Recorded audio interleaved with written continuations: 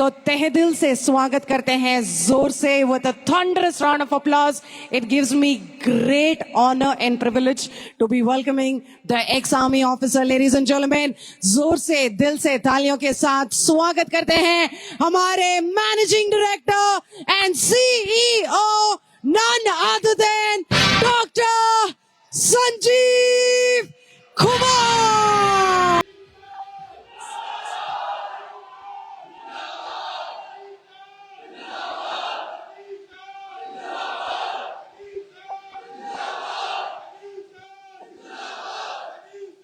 Thank you.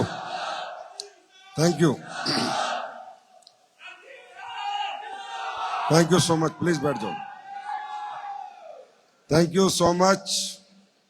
आप सभी का बहुत बहुत धन्यवाद. इतनी गर्मजोशी से स्वागत करने के लिए, अभिनंदन करने के लिए. Thank you so much. नमस्कार कर्नाटका.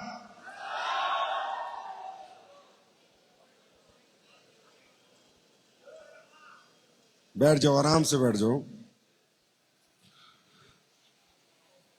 कैसा लगा विजय रथ में आके? मुझे भी बहुत अच्छा लगा. वैसे सही बात यह है कि विजय रथ का कोई प्रोग्राम कर्नाटक का नहीं था और हमारे सभी लीडर्स मुझे कह रहे थे कि सर अभी आप कर्नाटक मत जाओ, एक साल बाद जाना, हम बड़ा बिजनेस कर लेते हैं, बड़ी भीड़ आएगी, 2000 लोग, 5000, 10,000 लोग हम बुलाएंगे, तब आप आना. मैंने खुद उनको बोला नहीं, कर्नाटक का विजय रथ करो. तो उन्होंने बोला सर मुश्किल से 1200-1500 लोग आएंगे, आपका जाने में मजा नहीं आएगा. मैंने कहा ये साउथ इंडिया के लोग हैं, ये 1515 लाख की ताकत रखते हैं. ये मेरी लाइफ का एक्सपीरियंस है. क्योंकि हमारा साउथ इंडिया हमेशा से समर्थ रहा है, लिटरेट रहा है. पढ़े लिखे लोग ज्यादातर यहां पर होते हैं, समर्थ लोग भी यहां पर होते हैं और समझदार लोग भी यहां पर होते हैं. साउथ इंडिया सही मायने में भारत का बहुमूल्य रत्न है. बहुमूल्य रत्न साउथ इंडिया. आज भी आप देखते होंगे दुनिया में सबसे ज्यादा कोई डिश खाई जाती है तो डोसा खाया जाता है, आया ना, इडली खाई जाती है. ये लोगों के, और वो इतना हेल्दी खाना होता है जो शरीर को नुकसान नहीं करता. तो ये लोग पहले से ही बहुत समझदार हैं और सही काम में ये हमेशा बढ़ चढ़कर हिस्सा लेते हैं. गलत काम ये लोग करते नहीं और सही काम ये लोग छोड़ते नहीं. तो मुझे ऐसा लगा, अभी कुछ दिनों पहले मुझे तमिलनाडु में बुलाया गया था. तमिलनाडु की टीम कमाल कर रही है, बहुत बहुत बधाई हो आप लोगों को. और आज मुझे बड़ा अच्छा लगा कि मैं आज तक कहता ही था कि हम कश्मीर से कन्याकुमारी तक हैं. आज कन्याकुमारी का अचीवर यहां पर आया, मैं बैठा बैठा सुन रहा था, मैंने कहा अब सच हो गया है. अब एसलीपीएस कश्मीर से कन्याकुमारी तक है. पहली बार कितने लोग आए हैं? फर्स्ट टाइम काफी लोग हैं. देखिए, आपका दूर दूर से आना, इस प्रोग्राम का हिस्सा बनना, समय देना अपना. आज भारत और न्यूजीलैंड का फाइनल मैच है, चैंपियनशिप आईसीआईसी. उसके बाद अगर आप लोग अपने घरों से निकल के इस प्रोग्राम में आए हो तो जरूर आप लोग कुछ अलग हो और कुछ जीवन में करना चाहते हो, आगे बढ़ना चाहते हो.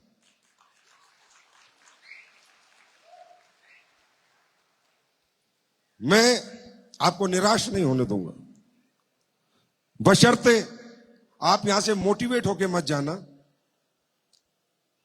आप समझ के जाना.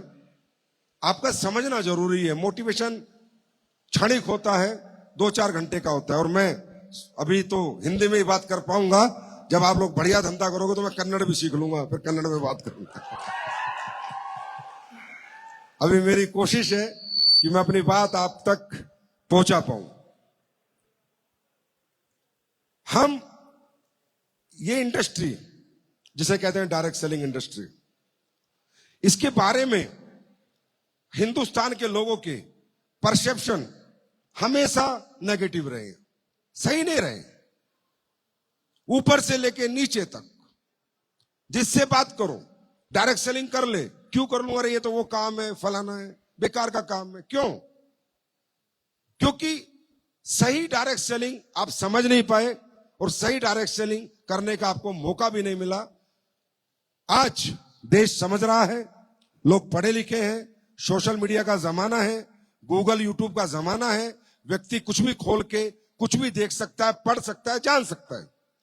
आज गांव के आखिरी आदमी के पास भी मोबाइल फोन है, वो भी देख रहा है कि दुनिया कैसे चल रही है। दोस्तों,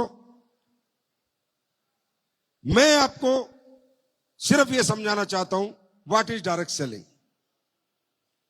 मुझे नहीं समझाना आप काम करें नहीं करें, बिजनेस करें नहीं करें, ये प्रोडक्ट बेचे नहीं बेचे, किसी को समझाए नहीं समझाए, मुझे उससे कोई लेना देना नहीं है। पर मैं हिंदुस्तान के हर नागरिक को यह समझाना चाहता हूं what is real, ethical, transparent direct selling. और वो मैं इसलिए समझाना चाहता हूं क्योंकि बहुत जरूरत है इस देश को, इस इंडस्ट्री की बहुत ही ज्यादा जरूरत है इस कंट्री के हर एक युवा को इस इंडस्ट्री की। और ये इंडस्ट्री जो रोल आपकी जिंदगी में निभा सकती है, दूसरा कोई काम पृथ्वी पे नहीं बना जो वो रोल निभा के आपको इकोनॉमिकली पावरफुल कर सके, आर्थिक विकास, आर्थिक उन्नति आपको दे सके। लेकिन इसके लिए आपको समझना होगा रियल डायरेक्ट सेलिंग क्या होती है, इथिकल डायरेक्ट सेलिंग क्या होती है, क्या होता है ये व्यापार, क्यों करते हैं इस व्यापार को, ये बना कैसे, किसके लिए बना। क्योंकि जो आप पिछले 29 साल से देख रहे हो, लोग आ रहे हैं, आपको समझा रहे हैं, बता रहे हैं, एक कंपनी आती है, दूसरी चली जाती है, फिर एक आती है, फिर चली जाती है, कोई प्रोडक्ट बेच के चला जाता है, आपको चिपका के चला जाता है, प्रोडक्ट किसी काम का नहीं होता, प्रोडक्ट में पैसा भी चला जाता है, वो घर में यूज भी नहीं होता, फिर आपको लगता है बकवास काम है। तो ये एक एक्सपीरियंस हुआ है इस देश को 29 साल में, नेगेटिव एक्सपीरियंस, जो कि बहुत पॉजिटिव होना चाहिए था।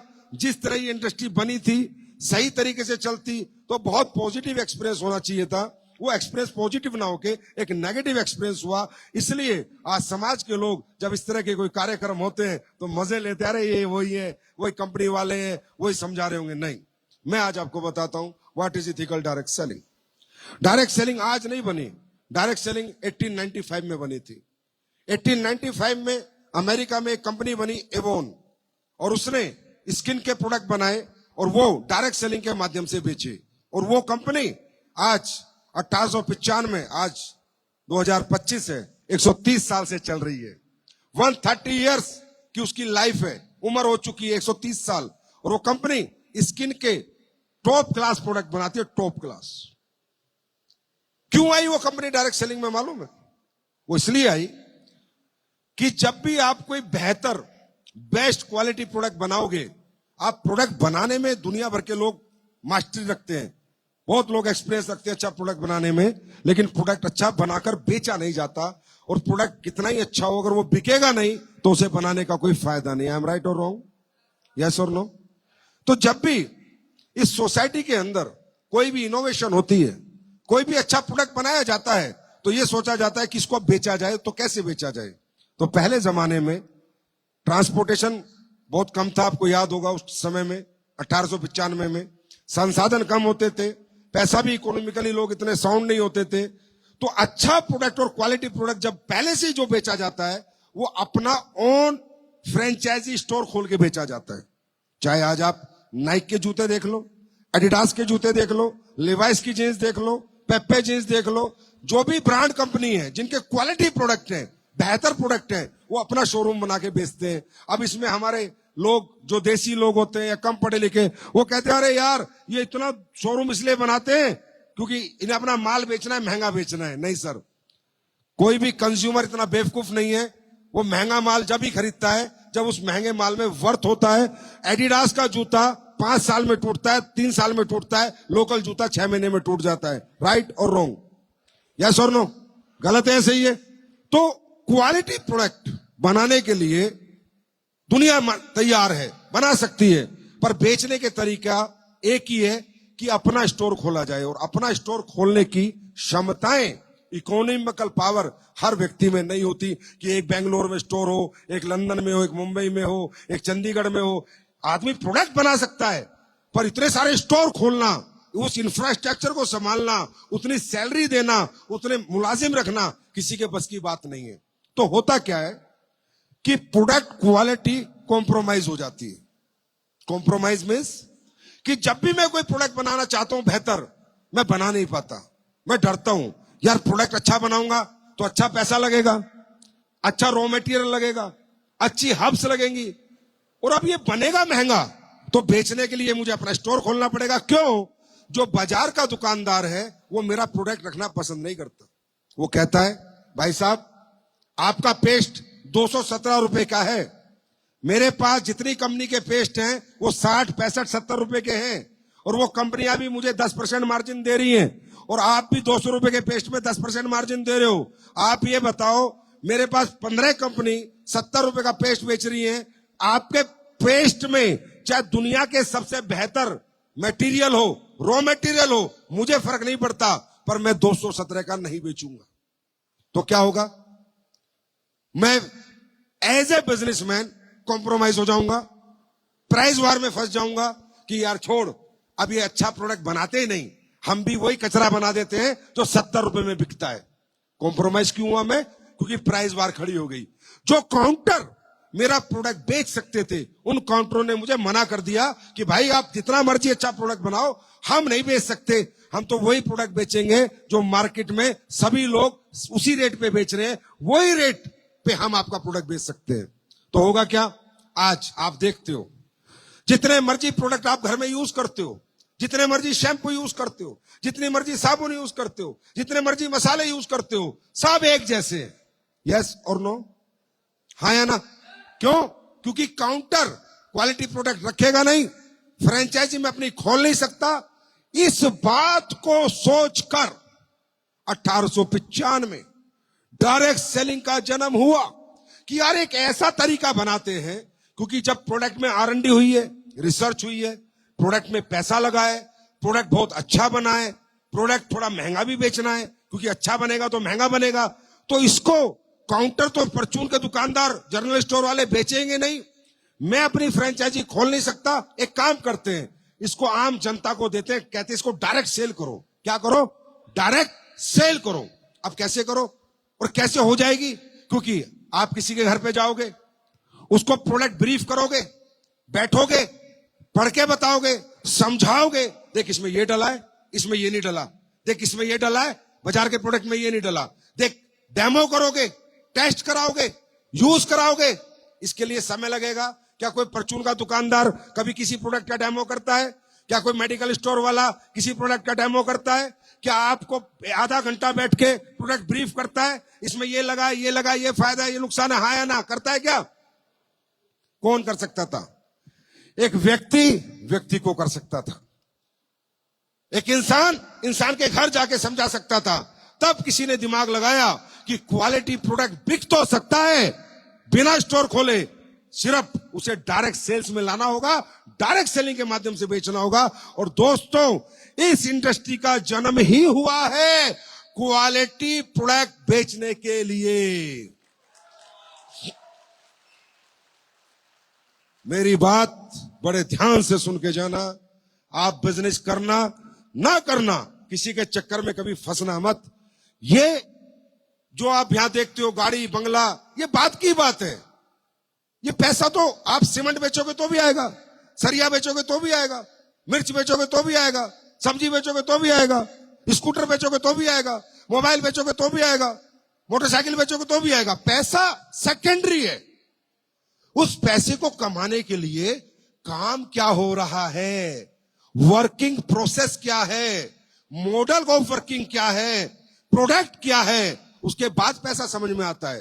तो हकीकत में ये जो इंडस्ट्री बनी थी, डायरेक्ट सेलिंग बनी थी, या बनी हुई है, या आगे भी चलेगी, ये बनी ही दुनिया के सबसे बेहतर scientific, clinical studies, patent product, दुनिया के सबसे बेहतर प्रोडक्ट बेचने के लिए डायरेक्ट सेलिंग का जन्म हुआ था, ना कि सपने बेचने के लिए डायरेक्ट सेलिंग का जन्म हुआ। मेरी बात समझ में आई? आज मैं इसका प्रमाण देता हूं। पूरे वर्ल्ड में आज यूएस की कुछ कंपनियां हैं, स्किन की कुछ कंपनियां हैं।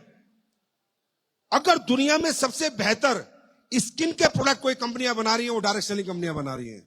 आप जाइए, बाजार के प्रोडक्ट लाइए, कंपेयर कीजिए। बाजार का प्रोडक्ट कचरा है, कूड़ा है, और डायरेक्ट सेलिंग का प्रोडक्ट नंबर 1 प्रोडक्ट मिलेगा आपको। मेरी कंपनी का नहीं है, मैंने नहीं बनाया, पर मैं आपको बता रहा हूं जो सच है।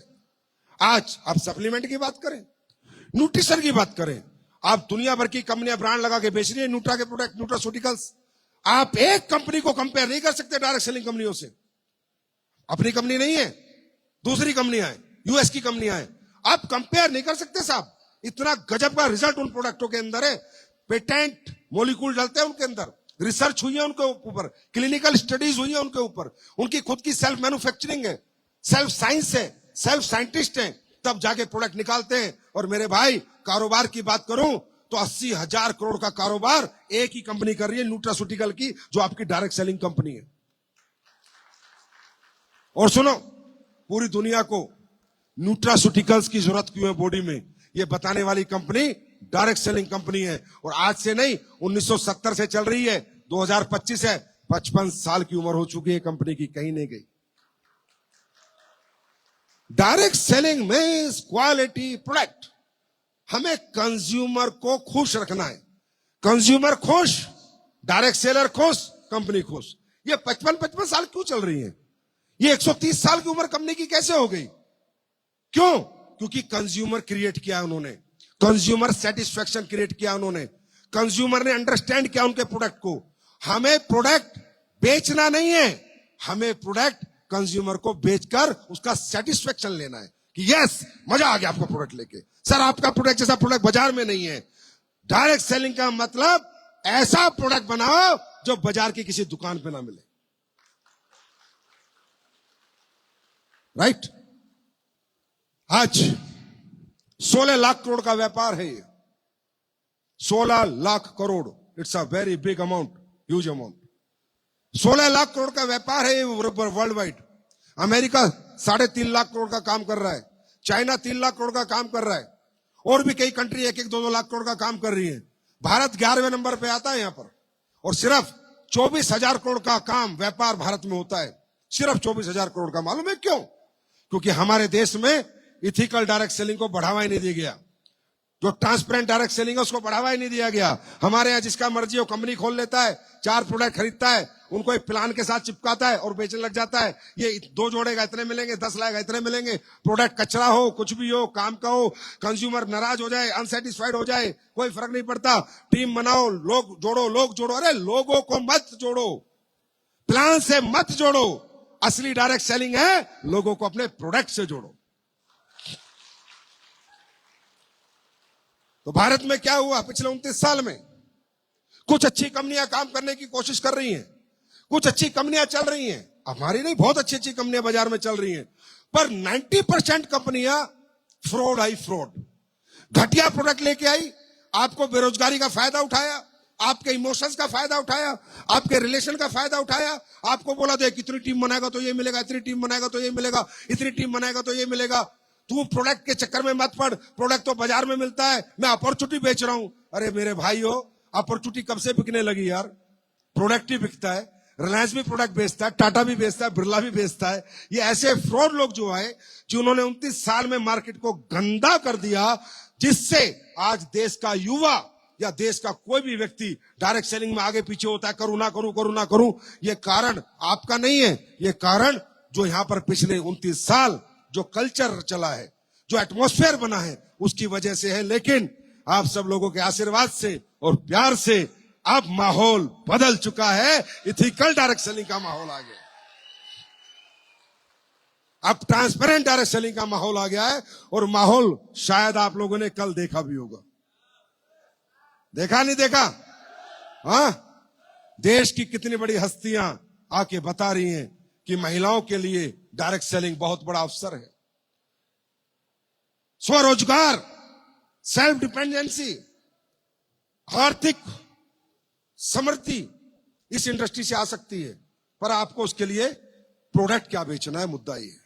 क्योंकि हमें लोगों को मूर्ख नहीं बनाना, हमें लालच से नहीं जोड़ना। तुझे 10 करोड़ मिलेंगे, 5 करोड़ मिलेंगे, अरे भाई जब प्रोडक्ट बिकेगा तो पैसे तो मिलेंगे ही मिलेंगे। हमें लोगों को जोड़ना है प्रोडक्ट से। अगर हम अच्छे प्रोडक्ट बनाएंगे, मैं कह रहा हूं भाई साहब, बेचने जाना नहीं पड़ता, लोग ढूंढ के घर पे आएंगे। यार वो पेस्ट दे दे, वो तेरा तेल दे दे, यार डायबिटीज का प्रोडक्ट दे दे, यार लीवर का प्रोडक्ट दे दे, यार कफ डॉग दे दे, यार खांसी का प्रोडक्ट दे दे, ढूंढ के आएंगे लोग। इसे कहते हैं इथिकल रियल डायरेक्ट सेलिंग। अब बात करते हैं why direct selling. Direct selling क्या है, समझ में आ गया? क्या है? Best quality result oriented product बेचने के लिए बनी थी डायरेक्ट सेलिंग, ना कि कुछ भी उठा के बेच दो उसके लिए नहीं बनी थी डायरेक्ट सेलिंग, राइट? अब बात करते हैं व्हाई डायरेक्ट सेलिंग। ये किसके लिए बना, या आपको करना है या नहीं करना, ये फैसला आपको लेना है। आज हम सब जितने भी लोग यहां बैठे हैं, क्या ये मानते हैं कि हम सब लोग लोअर मिडिल क्लास या अपर मिडिल क्लास से? यस और नो? यस और नो है या नहीं है? या तो हम लोअर मिडिल क्लास है, या मिडिल है, या अपर मिडिल है। हाई क्लास से तो नहीं बैठा कोई यहां पर मर्सिडीज का हेलीकॉप्टर का मालिक तो नहीं बैठा? बैठा है क्या कोई? नहीं बैठा ना? या कौन बैठा है? या एक वो व्यक्ति बैठा है जो हर रात सोचता है कि मेरे जीवन में कल कुछ बेहतर हो। कोई नौकरी कर रहा है तो सोच रहा है मेरा प्रमोशन हो जाए, कोई दुकान चला रहा है तो सोच रहा है मेरी दुकान चल जाए, कोई खेती कर रहा है तो सोच रहा है कि मेरी अच्छी फसल मिल जाए। हाँ या ना? जो आज यहां जितने भी लोग बैठे हैं उनमें एक डिजायर है, कुछ बेहतर जिंदगी में हो जाए। किराए का घर है तो मेरा घर हो जाए, बच्चे नॉर्मल स्कूल में पढ़ रहे हैं तो अच्छे घर में पढ़ने लगे। हाँ या ना? यस और नो? वही बंदा बैठा है। अब ये जो कैटेगरी है, middle class, lower middle class, upper middle class, भाइयों ये मेहनत में कमजोर नहीं है, काम करने की क्षमता इनमें कम नहीं है, पर आपको सही बात बताऊं, पूरी जिंदगी ये सोचते रहते हैं बस ये हो जाए, वो हो जाए, ये हो जाए, बेहतर हो जाए, लेकिन इनके लिए रास्ता नहीं है। इनके लिए इस सोसाइटी ने कोई काम नहीं बनाया। आपकी मेहनत पे पैसा नहीं मिलता आपको, आपकी एजुकेशन पे पैसा मिलता है आपको, आपके टैलेंट पे पैसा मिलता है आपको, आपके बैकग्राउंड पे पैसा मिलता है आपको। आई एम राइट और आई एम रॉन्ग? यस और नो? आपकी जरूरत क्या है किसी को फर्क नहीं पड़ता। आप नौकरी मांगने जाओ, आप कहो कि मेरे घर में 50,000 में मेरा घर चलता है, वो कहेगा okay that's not a matter, please give me your documents, your degrees, your experience. उसके बाद वो आपको 20,000 दे, 25,000 दे, 50 दे, वो उसका लुकआउट है, पर आपकी प्रॉब्लम किसी का लुकआउट नहीं है। आपके बच्चे बीमार हैं, उनकी दवाइयां चाहिए, किसी का लुकआउट नहीं। आपकी बहन की शादी करनी है, पैसा चाहिए, किसी का लुकआउट नहीं है, ना गवर्नमेंट का, ना किसी प्राइवेट संस्था का, ना किसी मालिक का, ना फैक्ट्री वाले का। यस और नो? आपको अपना घर बनाना है खुद का, ये किसी को उससे मतलब नहीं है। आप उसके कितना काम आओगे, उसके लिए क्या करोगे, उसकी वो आपको एक कीमत देता है। यस और नो? इसीलिए इस दुनिया में ज्यादातर लोग अपर मिडिल क्लास की लाइफ जी के ही चले जाते हैं, सोचते सोचते निकल जाते हैं, कुछ नहीं कर पाते, because they have zeal, they have dedication, they have confidence, but they did not have any platform. उनके पास कोई रास्ता नहीं है जहां वो अपनी हिम्मत और अपनी ताकत और अपना जज्बा किसी को दिखा सके। मेरी बात समझ में आ रही है? लेकिन ये काम भी कौन समझता है? किसको समझ में आता है? तरक्की वाला काम। कामयाबी किसकी जरूरत है? कामयाबी उस व्यक्ति की जरूरत है जो कामयाबी के बारे में सोचता है। जो सोचता ही नहीं भाई, उसके लिए कामयाबी कोई मतलब नहीं रखती। क्योंकि देखो, मैं हमेशा कहता हूं दुनिया में 3 तरह का माइंड सेट है, एक एडजस्टमेंट, एक सेटिस्फैक्शन और एक विजनरी। आप जितने भी लोग बैठे हो, मैं ये रामायण 4 घंटे करता रहूं, आपको फर्क नहीं पड़ेगा। फर्क पड़ेगा आपका माइंड सेट किस कैटेगरी में आता है। अगर आप एडजस्टमेंट कैटेगरी के आदमी हो, कि आप किसी भी लाइफ के किसी भी किसी भी लाइफ में किसी भी ओकेशन को आप एडजस्ट कर लेते हो, किसी भी समय कभी भी, पैसा हो या ना हो, 20,000 में लाइफ जी रहे हो, 25 में घर चला लेते हो, 30,000 में चला लेते हो, तो ये बिजनेस आपके लिए नहीं है। जिसका माइंड सेट एडजस्टमेंट का होता है वो कभी कामयाबी के प्लेटफॉर्मों पे नहीं चल पाता, ना रुक पाता, ना कुछ कर पाता, क्योंकि उस आदमी को 2 जोड़ी कपड़े में संतुष्टि आती है। वो किराए पे रह के पूरा जीवन निकाल देता, वो अपना घर ही नहीं बनाता। वो व्यक्ति ऐसे माइंडसेट का है कि जो सिचुएशन है उसी सिचुएशन में वो कॉम्प्रोमाइज कर लेता है। जो भी सिचुएशन है, 20,000 महीने की नौकरी हो, 30,000 की हो, 50,000 की हो, वो अपने आप को कॉम्प्रोमाइज कर लेता है कि यार छोड़ो बस जो है ठीक है।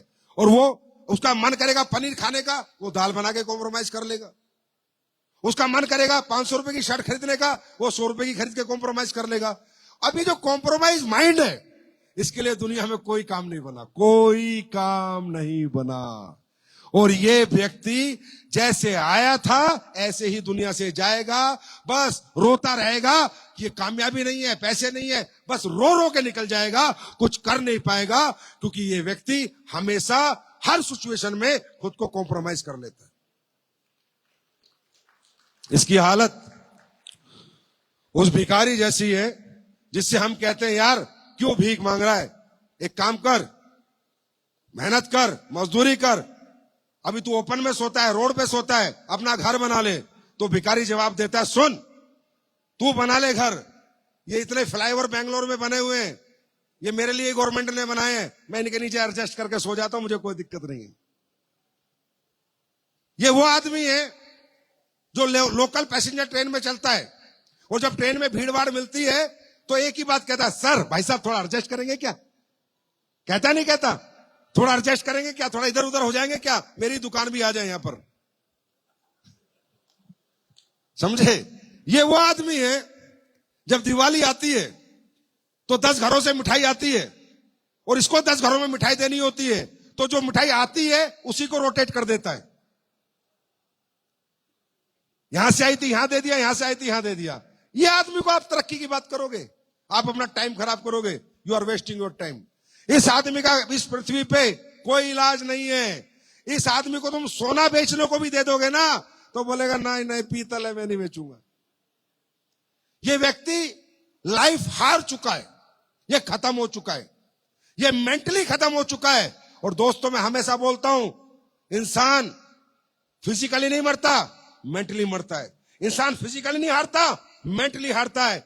आपने सुना होगा जब हमारा ब्रेन डेड हो जाता है, ऑर्गन सारे काम कर रहे होते हैं और सारे ऑर्गन डोनेट कर देते हैं डॉक्टर, क्योंकि इसका ब्रेन डेड हो गया। तो ये वो व्यक्ति है जो एडजस्टमेंट की जिंदगी जीता है, जो हर समय कॉम्प्रोमाइज करता है, हर सिचुएशन पे कॉम्प्रोमाइज होता है। ये ब्रेन डेड आदमी है। अब इस ब्रेन डेड को हम कितना ही चिल्ला ले, ये कर ले, ये नहीं करेगा। वो ब्रेन डेड वाले आए थे सुबह और अब चले गए। आए यहां पर आए, बातें सुनी पर चले गए। ये नहीं करेंगे। ये करंटलेस लोग है, करंटलेस। इनको 500 वाट का झटका भी लगाएंगे ना तो भी कोई फर्क नहीं पड़ेगा इनको।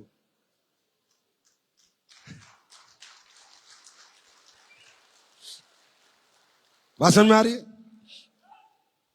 सेटिस्फेक्शन। दूसरी कैटेगरी होती है सेटिस्फेक्शन। एक व्यक्ति कोई काम कर रहा है, 50,000 कमा रहा है, लाख कमा रहा है, बड़ा खुश रहता है। जैसे किसी की कोई प्रोफेसर बन गया, एग्जांपल 22-25 साल की उम्र में कोई टीचर बन गया, कोई नौकरी लग गया। आप सोचो ये व्यक्ति पूरी जिंदगी 40 साल 8 से 8 8 से 8 8 से 8 8 से 8 8 से 8 नौकरी में निकाल देता है। पूरी जिंदगी कोई नया काम नहीं करता, कोई दूसरा बिजनेस नहीं करता, कोई व्यापार नहीं करता। मैं नहीं कहता हमारा कुछ तो कर यार, कुछ तो कर। कहते हैं ना कुछ तो कर, यूं ही मत मर, कुछ तो कर। ये टीचर बन जाएगा तो 60 साल टीचिंग करेगा, प्रोफेसर बन जाएगा 60 साल टीचिंग करेगा, कोई गवर्नमेंट जॉब लग जाएगा 60 साल गवर्नमेंट जॉब करेगा। मतलब 22-25 साल के बाद ये व्यक्ति कुछ नया करने के बारे में नहीं सोचता। अब इसको कितना ही समझा लो आप, पैसे कमा ले, डायरेक्ट सेलिंग कर ले, ये हो जाएगा, फर्क नहीं पड़ता। कहता है यार लाख रुपए महीना कमा रहा हूं ना, बढ़िया जिंदगी चल रही है। क्योंकि वो मान चुका है, संतुष्ट हो चुका है। सही मायने में वो मेहनत नहीं करना चाहता, काम नहीं करना चाहता, और अपनी संतुष्टि को अपना प्रोटेक्शन बना लेता है कि मैं संतुष्ट हूं, मेरे पास नौकरी है। इस भाई को ये बताओ कि तू लाख रुपए कमा रहा है, दुनिया लाख रुपए रोज के खर्च कर रही है, तू 1 लाख महीने के कमा रहा है। इसको ये बताओ कि होटल का स्वीट रूम लाख रुपए रात के लिए आता है, लाख रुपए रात के लिए। जिस लाख रुपए को ये इतनी वैल्यूएबल चीज बना लेता है, उसके बाद जब उम्र बीत जाती है, बच्चे बड़े हो जाते हैं और बच्चे कहते हैं पापा लंदन पढ़ना है, तो हिसाब लगाता है, बेटा लंदन पढ़ने के लिए तो 5 करोड़ लगेंगे, 5 करोड़ रुपए तो मेरे पास नहीं है। बेटा कहता है पापा मुझे ऑस्ट्रेलिया जाना है, पायलट का कोर्स करना है।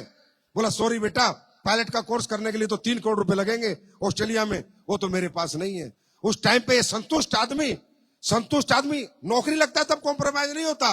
जब एक समय आता है बच्चों की शादियों का, बच्चों की डिग्री का, बच्चों की हायर एजुकेशन का, तब ये कॉम्प्रोमाइज होता है। तब सोचता है काश मैंने कुछ और काम भी कर लिया होता, काश मैंने कुछ एक्स्ट्रा इनकम का कोई सोर्स बना लिया होता, तो आज मेरे बच्चों को मैं लंदन यूएस में पढ़ा तो देता।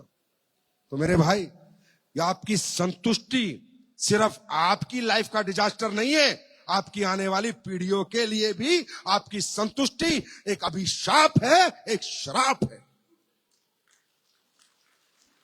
राइट?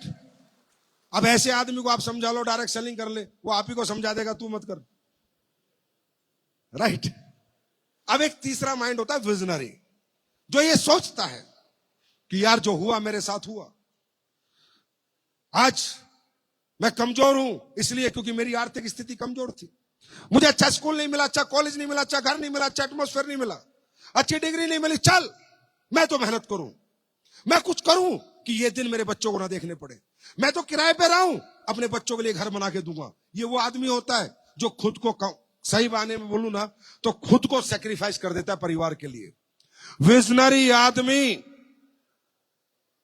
कामयाब माइंडसेट का आदमी कभी खुद के लिए नहीं जीता है, वो अपने परिवार के लिए जीता है, अपनों के लिए जीता है। वो खुद को सुकून में नहीं रखता है, वो खुद को पसीना में रखता है, गर्मी में रखता है, धूप में रखता है, बरसात में रखता है। और यही वो आदमी है जो पूरी दुनिया को जीत के अपने परिवार के कदमों में डाल देता है और कहता है ये देखो तुम्हारा बाप मर्द है, 10 साल में सबकी जिंदगी बदल दी। भाई, पूरे परिवार को ठंडक में सुलाना है तो किसी एक को जलना पड़ता है। जो पीढ़ियों का जंग है, गरीबी का, middle class, lower middle class, ये जो पीढ़ी दर पीढ़ी, आप अपर क्लास में जा नहीं पा रहे, हाई क्लास में जा नहीं पा रहे। एक आदमी को झंडा उठाना पड़ता है, एक आदमी को खुद को कुर्बान करना पड़ता है, एक आदमी को अपनी नींद, भूख, प्यास खोनी पड़ती है, और ये वही खोता है जो जिगरा लेके पैदा होता है। आज आप बताइए, दुनिया विदेशों में नौकरी करने जा रही है, क्यों जा रही है? अपने परिवार के लिए। आज लोग बॉर्डर पर नौकरी कर रहे हैं, आर्मी वाले, बीएसएफ वाले, किस लिए कर रहे हैं? अपने परिवार के लिए। हाँ या ना? हाँ या ना?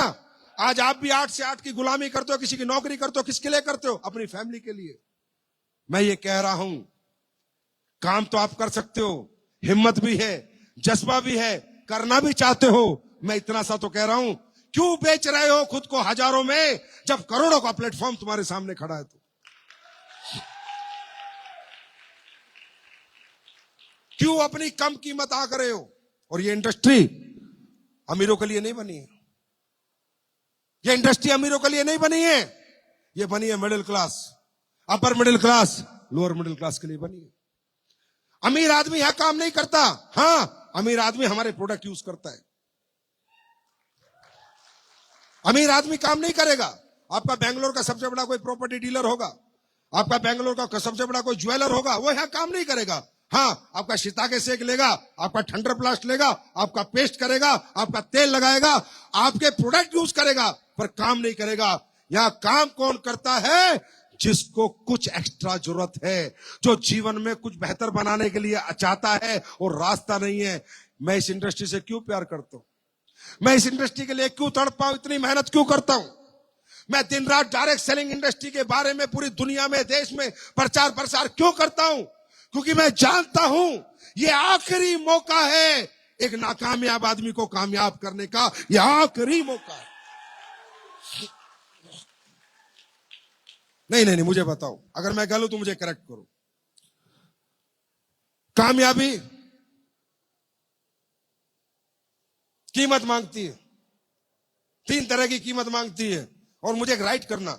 अगर मैं कहीं भी गलत हूं, आपको मोटिवेट कर रहा हूं, प्लीज करेक्ट मी। कामयाबी किसको मिलती है? पढ़ाई अच्छी हो, एजुकेशन अच्छी हो, आप साइंटिस्ट बन सकते हैं, आईपीएस आईएएस बन सकते हैं, बड़े आर्किटेक्ट बन सकते हैं। हाँ है ना? हाँ है ना? कामयाबी कहती है मैं मिलूंगी, पर तुम मेरी 3 जरूरतें तो 3 डिमांड पूरी कर।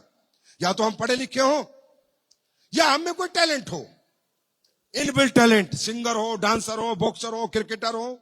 मैं कब कहता हूं डायरेक्ट सेलिंग करो? मैं किसी को नहीं कहता डायरेक्ट सेलिंग करो। मैं कब कहता हूं कि डायरेक्ट सेलिंग में सबसे ज्यादा पैसा? I am sorry, direct selling से ज्यादा पैसा क्रिकेट के अंदर है। खेलो, बनो विराट कोहली, बनो धोनी, क्रिकेट में ज्यादा पैसा है। मैं कब कहता हूं डायरेक्ट सेलिंग करो? नहीं नहीं, बड़े हॉस्पिटल खोलो, डॉक्टर बनो, बहुत ज्यादा पैसा है, नाम फेम। मैं कब कहता हूं डायरेक्ट सेलिंग करो? जाओ बॉलीवुड में बनो, सिंगर बनो, पैसा ही पैसा है, डांसर बनो, एक्टर बनो, पैसा, नाम, सम्मान, ग्लैमर सब कुछ है। हाँ है ना? मैं कब कहता हूं डायरेक्ट सेलिंग करो? लेकिन अगर आपके पास हायर एजुकेशन नहीं है, इनबिल्ट कोई टैलेंट नहीं है, और पैसा लगाने के लिए पैसा नहीं है, मैं कब कहता हूं डायरेक्ट सेलिंग करो? जाओ एक 5 स्टार होटल बना लो बेंगलुरु में, कोई जरूरत नहीं डायरेक्ट सेलिंग करने की, मजे करो घर बैठ के। बड़ा हॉस्पिटल बना दो बेंगलुरु में, कोई जरूरत नहीं डायरेक्ट सेलिंग करने की। बड़ा स्कूल खोल दो बेंगलुरु में, कोई जरूरत नहीं डायरेक्ट सेलिंग करने की। कौन कहता डायरेक्ट सेलिंग करो? आप ये 3 काम करो, 3 डिमांड तो पूरी करो। लेकिन आज आप क्यों हार गए हो, क्यों थक गए हो मालूम है? आपको क्या लगता है अब तो नहीं पढ़ पाऊंगा, उम्र निकल गई। हाँ है ना? टैलेंट भी नहीं डेवलप कर पाऊंगा क्योंकि था ही नहीं, समय निकल गया। ये middle class, lower middle class, upper middle class 25 साल बाद हार जाता है, हार सरेंडर कर देता है कि अब कुछ नहीं कर सकता, क्योंकि उसके पास कुछ करने के लिए कोई जरिया ही नहीं है, रास्ता ही नहीं है। ना अब तुम दोबारा पढ़ सकते, ना डिग्री ला सकते, ना पैसा ला सकते, पैसा है नहीं स्कूल खोलने के लिए, हॉस्पिटल। अब क्या करोगे? वो लोग जो दुनिया में ये सोचते हैं मेरा वक्त निकल गया, मेरी उम्र निकल गई, मैं पढ़ नहीं पाया, मैं लिख नहीं पाया, उन लोगों के लिए ये जिंदगी में आखिरी मौका होता है direct selling SLPS wellness private limited.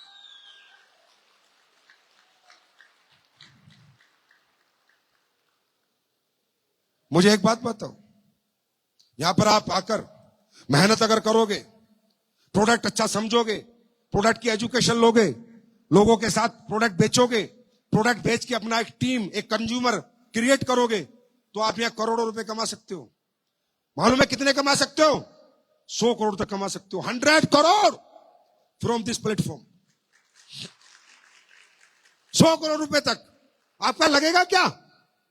लगा क्या? पैसा दिया, उसका प्रोडक्ट मिल गया, क्या लगा? घाटे का कोई चांस है क्या? अरे घाटा तो तुम्हारा जब होता है जो तुम दुकानें खोलते हो, अगर नहीं चलती तो 20 लाख डूब जाते हैं। कोई दूसरा बिजनेस करते हो, 50 लाख लगाते हो, नहीं चलता 50 लाख डूब जाते हैं।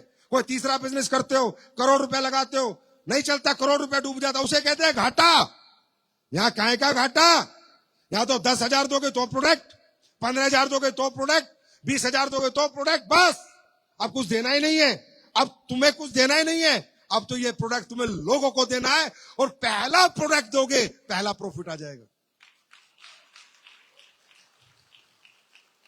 मुझे कोई माइका लाल समझा दे, खोने के लिए क्या है यहां, पाने के लिए है सब कुछ।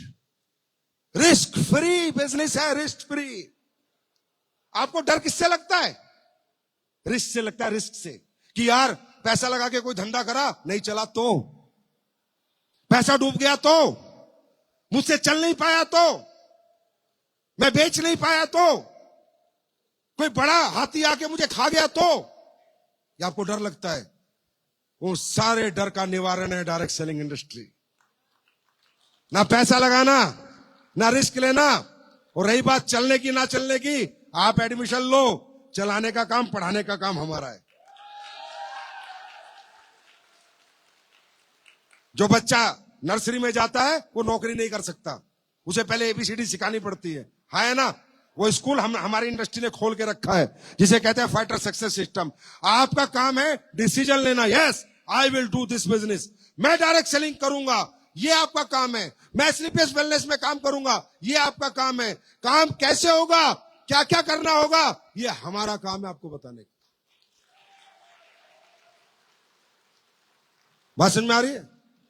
यहां खोने के लिए कुछ नहीं है भैया, कुछ खोने के लिए नहीं है, कुछ भी। मैं फिर कहता हूं, चलो आपने पैसा दिया, प्रोडक्ट लिया, आपका धंधा नहीं चला तो क्या हो गया? प्रोडक्ट मिल गया ना, प्रोडक्ट के पैसे वसूल हो गए ना। नहीं चला तो क्या हो गया? 15,000 रुपए का प्रोडक्ट खरीदा था, खा लिया पी लिया, नहीं चला तो क्या हो गया? अभी कौन सा तुम डिस्ट्रिक्ट कलेक्टर लगे हुए हो? अभी कौन सा तुम साइंटिस्ट हो इस देश के सबसे बड़े? अभी कौन सा तुम डॉक्टर हो सबसे बड़े? अभी कौन सा अरबों रुपए के मालिक हो तुम? अरे नहीं चला तो जैसे थे वैसे रहोगे। सोचना, चल गया तो क्या हो सकता है, और चलेगा 100% चलेगा। कहीं चलता नहीं चलता, असली पेस में पक्का चलेगा। क्योंकि हम आपके लिए प्रोडक्ट ही वो बना के लाएंगे कि आपको बेचना ही नहीं है, सिर्फ टेस्ट करा देना, प्रोडक्ट अपने आप बिक जाएगा। दोस्तों, प्रोडक्ट में क्वालिटी नहीं है तो वो कोई कंपनी नहीं है, प्रोडक्ट में दम नहीं है तो वो कोई कंपनी नहीं है। राइट? प्रोडक्ट के पीछे हमारे सपने हैं, प्रोडक्ट मार्केट में एक्सेप्ट होगा तो हमारे सारे सपने पूरे होंगे। और आज 11 साल से हम लोग ये काम कर रहे हैं, 11 साल से हमने देश को प्रूफ किया है। मेरी बात मत मानो, गूगल खोलो, यूट्यूब खोलो, लीवर रिजल्ट, एस्लीपियस लीवर का रिजल्ट डालो, लाखों वीडियो आ जाएंगे। एस्लीपियस डायबिटिक का रिजल्ट डालो, हजारों वीडियो आ जाएंगे। वो लोगों की जो ठीक हुए हैं। हमने इथिकल डायरेक्ट सेलिंग को बढ़ावा दिया है। हमने एस्लीपियस ने इथिकल डायरेक्ट सेलिंग कंपनी बनाई है। हमने सपने नहीं बेचे, हमने प्रोडक्ट बेचे, और उन प्रोडक्टों को खरीद कर लोगों के सपने पूरे हुए हैं। आज मुझे बताओ, आप एक बार बोल देना ये काम गलत है, मैं आज के बाद छोड़ दूंगा, बोलो, इससे बड़ा चैलेंज नहीं है। एक आदमी बोल देना और प्रूफ कर देना, मेरे साथ डिबेट कर देना कि सर आपका काम गलत है, आप तो लोगों को समझाते हो, बुलाते हो, घुमाते हो, ये फालतू का काम है। आज हमारी इंडस्ट्री क्या काम कर रही है, हमारी इंडस्ट्री क्या काम कर रही है, हम लोग क्या काम कर रहे हैं, एस्लीपियस क्या कर रही है। आज हम लोग वेलनेस प्रोग्राम चलाते हैं, लोगों को हेल्दी रहना सिखाते हैं, लोगों को बताते हैं ये कोल्ड ड्रिंक मत पियो, नूडल्स मत खाओ, केक मत खाओ, बिस्किट मत खाओ, सुबह उठ के गर्म पानी पियो, शाम का खाना कम खाओ, हेल्दी रहो। क्यों? क्योंकि आज हर घर में बीमारी है, हर घर में परेशानी है। आज हर तीसरा घर कैंसर से ग्रसित है, हाँ या ना? हर दूसरे घर में डायबिटीज है, यस और नो? हर चौथे घर में घुटनों का दर्द है, यस और नो? ये कैसे आया? इन्हें कहते हैं life style disease. Life style disease ये कोई वायरस से नहीं आया, ये बैक्टीरिया से नहीं आया। कोरोना एक वायरस था, टीबी एक बैक्टीरिया है, लेकिन कैंसर क्या है? लाइफ स्टाइल डिजीज है। किडनी फेलियर क्या है? लाइफ स्टाइल डिजीज है। मतलब जो खाना हम अपने जीने के लिए खाते हैं, वो खाना हमारी मौत का कारण बन चुका है। आज हमारी कंपनी जा जाके लोगों को सेमिनार करते हैं हम, और सेमिनारों में बोलते हैं ये मत खाओ, ये खाओ। हम बताते हैं जो भगवान ने खाना बनाया वो खाओ, जो इंसान ने खाना बनाया ये बिस्किट, नमकीन, कोल्ड ड्रिंक ये मत खाओ। हमारी बात करने से कोई हमारा प्रोडक्ट थोड़ी खरीद लेता है। सेमिनार में आता है, पूरी बात सुनता है, हाथ हिला के चला जाता है, बोला मैं तो लाइफ स्टाइल सुधार लूंगा, मुझे तुम्हारे प्रोडक्ट की जरूरत ही नहीं है। हम भी कहते हैं हमें भी तुझे प्रोडक्ट बेचने की जरूरत नहीं है, बस तू हेल्दी रहे, हमेशा स्वस्थ रहे, वेलनेस के साथ जुड़, हेल्थ के साथ जुड़। भगवान ना करे तेरे घर में बीमारी आए, हमें कोई प्रोडक्ट नहीं बेचना तेरे को। अब ये बताओ, लोगों को बुलाकर ये समझाना क्या खाना उनकी सेहत के लिए अच्छा है, क्या बुरा है, ये अच्छी बात है या बुरी बात है? हाँ, ये समाज के फेवर में एक अच्छी मुहिम है, गलत मुहिम है?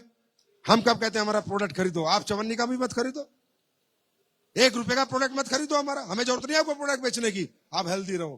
क्योंकि आज भाइयों हॉस्पिटलों की हालत देखो, बेड नहीं मिलता, जाके देखो हॉस्पिटलों में बेड नहीं मिल रहा। और एक बार ये उम्मीद नहीं है गए होगे, यहां दर्द हुआ है, पता चलेगा गैस का दर्द था और हार्ट कट के आ जाएगा। ये उम्मीद नहीं है। जाओगे लीवर के दर्द के लिए और लीवर ही निकल जाएगा। ये उम्मीद नहीं है। किडनी बचाने जाओगे और किडनी खो के आ जाओगे। आजकल हेल्थ कैसा सेक्टर है, मैं जो बताने की आपको आवश्यकता नहीं है। आज हमारी बहनें, महिलाएं प्रेग्नेंट हो जाएं और गलती से एडमिट हो जाएं तो सिजेरियन होके ही आता है, पेट कट के बच्चा हो रहा है, नॉर्मल डिलीवरी बंद हो चुकी है। भाई कैसे हो गया ये सब कुछ? क्या हो गया एकदम से ऐसा? क्या हो गया? आपको मालूम है कितना बड़ा, मैं नहीं बता सकता ज्यादा स्टेज से, कितना बड़ा स्कैम है health. Health is a scam और बड़ा स्कैम हो रहा है, पता आपको? मैं नहीं ज्यादा ब्रीफ में जा सकता, बस आइडिया दे सकता हूं। आपको समझ नहीं आ रहा? एक तरफ से बीमार किया जाएगा, एक तरफ से ठीक किया जाएगा, एक तरफ से बीमार किया जाएगा, एक तरफ से ठीक किया जाएगा। आज इंसान सही मायने में लोगों के आर्थिक स्थिति कैसे अच्छी हो, इंसान आज इंसान नहीं रहा, इंसान एक जानवर की तरह ट्रीट हो रहा है, बस उससे कैसे भी पैसा कमा लो। अब जब बरसात का मौसम आता है ना, तो हेल्थ इंडस्ट्री में मालूम है क्या बात होती है? भाई अब अपना सीजन आएगा, अपना सीजन आएगा, लोगों के मरने का समय आएगा, बीमार होने का समय आएगा। ये आपकी हेल्थ चल रहा है, ये सेक्टर है। भाई साहब, हम आपको जोड़ रहे हैं आपकी आयुर्वेदिक विरासत से, हम आपको जोड़ रहे हैं नेचर से। हम आपको दोबारा बता रहे हैं कि 5000 साल पुराने जो आपके बुजुर्ग थे, उन्होंने जो फॉर्मूले बनाए थे कि हल्दी एंटीबायोटिक है, हाँ साइंस भी कहती है कि हल्दी दुनिया में सबसे बड़ी एंटीबायोटिक। हम आपको उन पुरानी परंपराओं से जोड़ रहे हैं जिन परंपराओं को आप भूल चुके हो। हम आपको नेचर के साथ जोड़ रहे हैं। आज एक बात बताओ, अननेचुरल डेथ रोज हो रही है। खड़े खड़े हार्ट अटैक आ रहा है, जिम करते करते आदमी मर रहा है, डांस करते करते मर रहा है, कहीं भी कोई भी लुढ़क रहा है, रात को सोता है सुबह नहीं उठता, हाँ है ना? रातों रात कैंसर हो रहे हैं, रातों रात लीवर खराब हो रहे हैं। ये कैसे हो रहे हैं? अचानक से हुए क्या? एक प्रोसेस आया होगा, पहले टिश्यू डैमेज हुआ होगा, फिर सेल डैमेज हुई होंगी, फिर ऑर्गन डैमेज हुआ होगा। यस और नो? आई एम राइट और आई एम रॉन्ग? और आज क्यों हो रहा है ये? क्योंकि सारी चीजें आपकी जिंदगी में अननेचुरल है। आज पानी प्रदूषित, हवा प्रदूषित, आपकी जमीनें फर्टिलाइजर से भरी हुई, डाई यूरिया डाई यूरिया डाई यूरिया केमिकल। कोई सब्जी प्योर नहीं, कोई फल प्योर नहीं, कोई दाल प्योर नहीं, कोई गेहूं प्योर नहीं, कोई चावल प्योर नहीं, कोई फ्रूट प्योर नहीं। भाई साहब क्या बात कर रहे हो आप? आज हम लोग क्या काम कर रहे हैं? मैं क्यों छाती के 2 बटन खोल के धंधा करता हूं? क्यों आज तक मर्द की तरह बात करिए मैंने कभी? क्यों हम वो काम कर रहे हैं साला कोई नहीं कर पाया? नेचर के साथ जोड़ रहे हैं आपको, हर्ब्स के साथ जोड़ रहे हैं, खेती के प्रोडक्ट बेच रहे हैं और लोगों के खेतों को शुद्ध कर रहे हैं, केमिकल हटा रहे हैं, डाई हटा रहे हैं, यूरिया हटा रहे हैं और बायो फर्टिलाइजर दे रहे हैं। पेस्टिसाइड फ्री मसाला दे रहे हैं, पेस्टिसाइड फ्री मसाला रिपोर्ट के साथ दे रहे हैं, पेस्टिसाइड फ्री मसाला। हर प्रोडक्ट से नेचुरल प्रोडक्ट आपको दे रहे हैं। हम दोबारा आपको जोड़ना चाहते हैं प्रकृति के साथ, क्योंकि प्रकृति के साथ रहोगे तो लंबा और स्वस्थ जीवन जियोगे, और प्रकृति के खिलाफ रहोगे तो छोटा जीवन और अस्वस्थ जीवन जियोगे। मैं एक आवाज में पूछता हूं, ये अच्छा काम है या बुरा काम? अच्छा काम है या बुरा काम है? अच्छा काम है। ये काम हम लोगों को करना है, लोगों के घर घर जाना है, उनको हेल्थ अवेयर देनी है, हेल्थ प्रोग्राम बताना है, उनको स्वस्थ रहना सिखाना है। वो हमारा प्रोडक्ट ले ना ले कोई फर्क नहीं पड़ता, पर उनको बताओ एक हेल्थी लाइफ कैसे जी जाती है। Are you ready? तैयार हैं आप लोग? और इसका जीता जागता उदाहरण मैं आपको दिखाना चाहूंगा। आपके यहाँ कुछ लोग हैं जो आके बताएंगे हमारे प्रोडक्ट के रिजल्ट। चैलेंज के साथ बोलता हूं और ठोक के बोलता हूं, एस्क्लेपियस वेलनेस से क्वालिटी प्रोडक्ट ना कोई बना पाया था और ना बना पाएगा। अगर कोई बना देगा तो मैं उससे अच्छे बना दूंगा। Are you ready? तैयार है? तो मैं एक बार आपसे रूबरू कराता हूं। आपने हमारे प्रोडक्ट यूज किए? पक्का यूज किए? सही सही बताना। अब देखो ना, तो भैया ये बॉलीवुड स्टार है कि पैसे दे दिए होंगे, वैसे भी देखो चप्पल पहन के आया है, कोई अमीर आदमी भी नहीं है। सबसे बड़ा रिजल्ट क्या है, सबसे बड़ी सच्चाई क्या है कि लोग खुद बताएं कि उन्हें क्या फायदा हुआ है। आप सही बताओ, आपको क्या फायदा हुआ? हाथ में पकड़ो माइक। और क्या क्या दिक्कत थी आपको? ನಾವು ಹೊಸಪೇಟೆಯಿಂದ ಬಂದಿದ್ದೀನಿ ಸರ್. ಹೊಸಪೇಟೆ ನಮ್ಮದು ಮಂಜುನಾಥ್ ಅಂತ ಮಾತಾಡೋದು. ನಾನು ಭೂವಿಟವನ್ನು ಬಳಸಿದ್ದೇನೆ. ಹೀರಿಕಾಯಿಗೆ, ತರಕಾರಿಗೆ ನಂದು ಎಲ್ಲ ಬಳಸಿದ್ದೇನೆ. ಒಳ್ಳೆ ರಿಸಲ್ಟ್ ಬಂದಿದೆ. ಪರ್ಫೆಕ್ಟ್ ಭೂವಿಟವನ್ನು ಬಳಸಿರಿ ರೈತರು ಯಾರದಿರಿ, ಪರ್ಫೆಕ್ಟ್ ರಿಸಲ್ಟ್ ಇದೆ. ಇದು ಒಂದು ದೇವರದೊಂದು ಪ್ರಸಾದ, ಒಂದು ಬೂದಿ ಅಂತ ತಿಳ್ಕೊಳ್ರಿ. ಯಾಕಂದ್ರ ಅದು ಸಂಜು ರೆಡ್ಡಿ ದೇವ್ರದಂತ ತಿಳ್ಕೊಂಬಕ ಪ್ರಸಾದ ಬೂದಿಗೆ ಭೂಮಿಗೆ ಹೆಂಗ ಹಾಕ್ತಾನ ಅದೇ ಪ್ರಸಾದ ಬೂದಿಗೆ ಹಾಕಿದ್ನಂದ್ರ ಚಿನ್ನ ಚಿನ್ನ ಬೆಳೆದಂಗ್ ಬೆಳಿತೈತಿ ಭೂಮಿ. ಯಾಕಂದ್ರ ಕೆಮಿಕಲ್ ಹಾಕಿ ಬೆಳೆಸಿ ಆರೋಗ್ಯ ಕೆಡ್ಸೆ ಮಾಡ್ರಿ. ಇದು ಚಿನ್ನನ ಹಾಕಿ ಚಿನ್ನನ ತೆಗಿಬೇಕನ್ನೋದು ಒಂದು ಪ್ರಸಾದ ದೇವ್ರು ಕೊಟ್ಟಿದ್ದಾನೆ. ಅದನ್ನ ಅಸಲಿ ಪೇಸ್ ಪ್ರಾಡಕ್ಟ್ ಅನ್ನು ಯೂಸ್ ಮಾಡ್ರಿ. ನಮ್ಮದು ಒಂದು ಆರೋಗ್ಯ ಚೆನ್ನಾಗಿ ಕೊಡ್ತತಿ. ಆಮ್ಯಾಗ ಮುಂದೆ ಇಡೀ ನಮ್ಮ ಕರ್ನಾಟಕ ದೇವರು ಒಂದು ಭೂಮಿಯಲ್ಲಿ ಇಳಿದಾನಂದ್ರೆ ಇನ್ಮೇಲಿದ್ದ ಫೈಟರ್ಸ್ ನಾವು ಚಿನ್ನನ ಬೆಳೆದು ಮತ್ತೆ ಕಿಂಗ್ ಆಗ್ಬೋದು ಇಡೀ ಕರ್ನಾಟಕದಲ್ಲಿ. ಮುಂದೆ ಒಂದು ಫೋಟೋ ಇಟ್ಕೊಂಡು ಈ ಸಾರದ್ದು ಮುಂದೆ ಬಿಸಿನೆಸ್ ಸ್ಟಾರ್ಟ್ ಮಾಡ್ತೀನಿ. ಎಲ್ಲರೂ ಫೈಟರ್ಸ್ ಸ್ಟಾರ್ಟ್ ಮಾಡಿರಿ. ಇಂಥ ಗುರುಜಿ ಸಿಗಕ್ಕ ಸಾಧ್ಯವಿಲ್ಲ. ಇಂಥ ದೇವ್ರಂತಂದು ಅವ್ರ ಪಾದ ಯಾವಾಗ ಫೋಟೋ ಮುಗಿದು ಕೈ ಮುಂದೆ ಹೋಗ್ತಾರ ಅವತ್ತು ನಿಮ್ಮದು ದಾರಿ मुझे ಸಿಗ್ತದೆ कुछ ಅಂತ पता ನಾನು नहीं चल ಹೇಳಿ, रहा पर मैं भी ताली बजा रहा हूं, कोई अच्छा ही बता रहे हैं. ಇದು ಚಿನ್ನನ ಬೆಳಿತೀರಂತ ರೈತನಿಗೆ ಮಾತ್ರ ನಾನು ಹೇಳ್ತಾ ಇದ್ದೀನಿ. ಆ ರೈತ ಏನು ಬೆಳಿತಾನ ಅದೇ ದೇವ್ರು ನಮಗೆ ಒಂದು ಪ್ರಸಾದ ಕೊಟ್ಟಂಗಂತ 4 ಮಾತು ಹೇಳಿ ಮುಗಿಸ್ತಾ ಇದ್ದೀನಿ ಅಂತ. मुझे कुछ नहीं पता ये क्या कह रहे हैं पर मैं ताली बजा रहा हूं इनके लिए. नहीं नहीं, थैंक यू सो मच.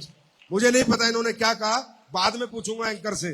बाद में बताना मुझे इन्होंने क्या कहा है. कोई बताना मुझे, है ना. खुश हो ना आप? अच्छे प्रोडक्ट है, अच्छे ಪ್ರಾಡಕ್ಟ್ ಮಾತ್ರ रिजल्ट है ಪರ್ಫೆಕ್ಟ್. इसको कहते हैं direct selling. 100% ಗ್ಯಾರಂಟಿ ಕೊಡ್ತೀನಿ. ನಾನು ಬಳಸಿದ್ದೇನೆ, ನನಗೆ ದಮ್ಮು ಗೊತ್ತಿದೆ. ಆ ಪ್ರಾಡಕ್ಟ್ ಈ ದೇವ್ರದ್ದು ಬಳಸಿದ್ದೀನಿ.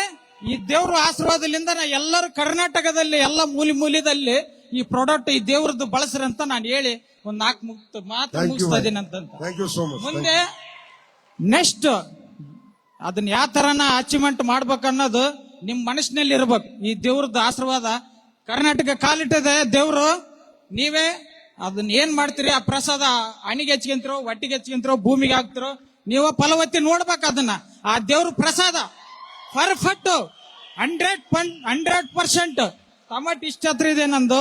ಹೀರಿಕಾಯಿ ಅರ್ಧ ಎಕರೆದಲ್ಲಿ 40 ಬಾಕ್ಸ್ ಹರಿದಿದ್ದೀನಿ, ಹೂಕೋಸು ಬೆಳೆದಿದ್ದೀನಿ. ಅಲ್ಲಿ ಯಾರು ಈ ದೇವ್ರದ್ದು ಪ್ರಸಾದ ಏನ್ ಹಾಕಿದೆ ಅಂತ ಕೇಳ್ತಾ ಇದಾರ, ನಾನು ಈ ದೇವರಿಗೆ ಕಾಲ್ ಮುಟ್ಟಿ ಹೇಳ್ತಾ ಇದ್ದೀನಿ. ಈ ದೇವ್ರ ಪ್ರಸಾದ ಮುಂದೆ ಇಡೀ ನಮ್ಮ थैंक यू भाई साहब. मुझे कुछ नहीं पता पर थैंक यू, धन्यवाद. जो बताया बढ़िया बताया, क्योंकि आप लोगों ने ताली बजाई है. थैंक यू सो मच जी. नमस्ते साहब, मैं बेंगलुरु में रहने वाला हूँ. सरदार खान. मेरे को फंगल इन्फेक्शन हो गया है, मेरे को जख्म सूख गया है, कोई प्रॉब्लम नहीं है. बादुस्तान को क्या हुआ? नहीं बोल रहा हूँ. क्या प्रोडक्ट लिया था आपने? मुझे याद कर रहा हूँ, भूल गया. प्रोडक्ट भी याद नहीं है, बस ठीक हो गया है. ठीक है.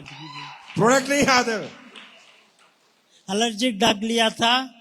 एलर्जिक डाग लेने के बाद उसके बाद उस को डेंटू डाग पेस्ट लिया. वो पेस्ट के साथ तुलसी डालिया, दोनों मिक्स करके इलाज कर लिया. कम हुआ मेरे को. और पहले डॉक्टर से कम हुआ था? हाँ, कम हुआ. नहीं, यहाँ से कम हुआ. पहले यहाँ से कम हुआ था. पहले 2-3 साल से मैं इलाज कराता था, हॉस्पिटल को गया, कोई प्रॉब्लम नहीं है, चेक नहीं हुआ, ठीक नहीं हुआ. अभी इधर से ठीक हुआ मेरे को. ये तो मैं समझ गया. इन्होंने thank you, God bless you. ऐसे अभी स्वस्थ रहो आप एकदम. जो बताना सही बताना, ಸರ್ माँ कसम है, सच बोलना. ಎಲ್ರಿಗೂ ನಮಸ್ತೆ. ನನ್ನ ಹೆಸರು ಆನಂದ್ ಅಂತ. ನಾನು ಬಳ್ಳಾರಿಯಲ್ಲಿ ಇರುವಂತಹ ಹಳ್ಳಿ ತಿಮ್ಲಾಪುರ ಗ್ರಾಮದಿಂದ ಬಂದಿದ್ದೇನೆ. ನಾನು ಒಬ್ಬ ರೈತನ ಮಗ. ಇವತ್ತು ರೈತರಿಗೆ ಏನಂದ್ರೆ ಚೆನ್ನಾಗಿ ಇಳುವರಿ ಇಲ್ಲ. ಅದಕ್ಕೋಸ್ಕರ आराम से.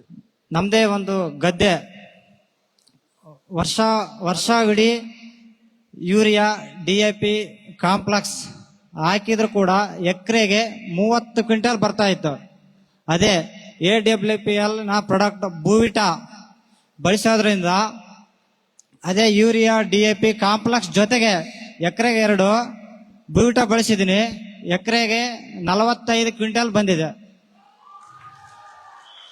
Super result. ಅದೇ ನಮ್ಮ ಸಂಜೀವ್ ಕುಮಾರ್ ಸರ್ ಅವರಿಗೆ ಧನ್ಯವಾದ ಹೇಳ್ತೇನೆ. ರೈತರಿಗೆ ಒಂದು ಬಂಗಾರದಂತ ಭೂವಿಟವನ್ನು ಕೊಟ್ಟಿದ್ದಾರೆ ಅಂತಂದು ಹೇಳಿ ನನ್ನ पता चल गया बोविटा का मामला चल रहा है, बोविटा का मामला चल रहा है ना। हाँ हाँ, ये पता चल गया, बोविटा बोल रहे हैं, किसान है इसका मतलब ये है ना। और इसको फसल अच्छी मिली होगी, ये किया SLPS ने। अरे देश का किसान भी खुश है और जवान भी खुश है, ये SLPS है। Thank you brother. नहीं नहीं, आप पैर मत छुओ। Thank you. அனைவருக்கும் வணக்கம். நான் மெட்ராஸ்ல இருந்து வந்திருக்கேன். நான் எனக்கு வந்து டிசம்பர்ல வந்து முகவாதம் வந்துருச்சு. இந்த கண்ணு மூட முடியாம போயிடுச்சு, வாய் வந்து கோணிடுச்சு, என்னால சாப்பிட கூட முடியல. அப்புறம் எங்க மேம் கிட்ட கேட்டு தான் இந்த ப்ராடக்ட் எடுத்தேன். பயங்கர ரிசல்ட். இப்ப 2 மந்த்தா எடுத்துன்னு இருக்கேன். இப்போ எடுத்துன்னு தான் இருக்கேன். இந்த SLPSல வந்து எப்படி சொல்றது, ராஜன் சார் எங்க இருந்து எப்படி எனக்காக புடிச்சிட்டு வந்தார் எப்படின்னு எனக்கு தெரியாது. மிகப்பெரிய நன்றி சார், ராஜன் சாருக்கு மிகப்பெரிய நன்றி. எனக்கு மீண்டும் என்னோட அழகு, எனக்கு எல்லாமே என் வாழ்க்கையை திருப்பி கொடுத்திருக்கேன் இந்த SLPSக்கு மிக மிக மிக மிக மிக நன்றி. நன்றி sir. Thank you so much. जो बताया अच्छे बताया होगा, फायदा हुआ आपको। क्या प्रॉब्लम थी? முகவாதம் வந்துச்சு சார். கண்ணு வந்து மூட முடியாம போயிடுச்சு, வாய் अंडे मूड़ा नहीं समझ में आता, अगली बार सीख के आऊंगा। अगली बार सीख के आना पड़ेगा यार, अपने प्रोडक्ट अपने को ही समझ नहीं आ रहे, कुछ तो गड़बड़ है दया। सलामकुम, नमस्कार सबको। नमस्कार। हाँ, मैंने गुड़िया में दर्द था मेरे को, ये खंड्रोप्लास्ट लिया, अर्थडाक लिया, कैल्शियम गोली लिया। मैं 7 दिन में रिजल्ट आ गया। 2 घड़े लेके ऊपर चढ़ रहा हूँ मैं। 7 दिन में? हाँ, 7 दिन में रिजल्ट आ गया। कितने हैप्पी है, कितने खुश है, इनका चेहरा देखो। ये है SLPS। मर्जी आपकी है, एक्सेप्ट करो चाहे रिजेक्ट करो, हम तो ऐसे ही हैं और ऐसे ही रहेंगे। हमें इसमें मजा आता है। बाढ़ में गया पैसा, ऐसे लोग आए और ये बताएं कि 2 घड़े लेके चढ़ जाता हूँ। 2 घड़े, 9 सीढ़ियाँ आए ऊपर।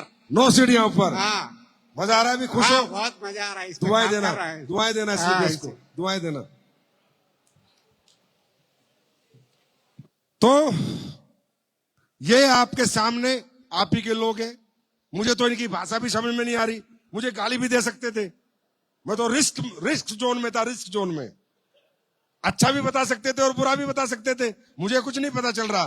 लेकिन मुझे इतना पता है कि जिस दिन साउथ इंडिया और कर्नाटक के लोग ने SLPS का दामन थाम लिया, ये कंपनी भारत की नहीं वर्ल्ड की नंबर 1 कंपनी बनेगी। मुझे इतना पता है, पूरा नॉर्थ इंडिया, सेंटर इंडिया एक तरफ और कर्नाटक अकेला स्टेट एक तरफ। Are you ready? तैयार हैं? Are you ready? तैयार हैं? मैं भी तैयार हूं, कन्नड़ सीखने के लिए तैयार हूं। Thank you so much, God bless you, wish you all the best. आप अपना प्यार, अपना आशीर्वाद बना के रखें, हम आपके लिए बेहतर से बेहतर प्रोडक्ट बनाते रहेंगे। Thank you so much, God bless you.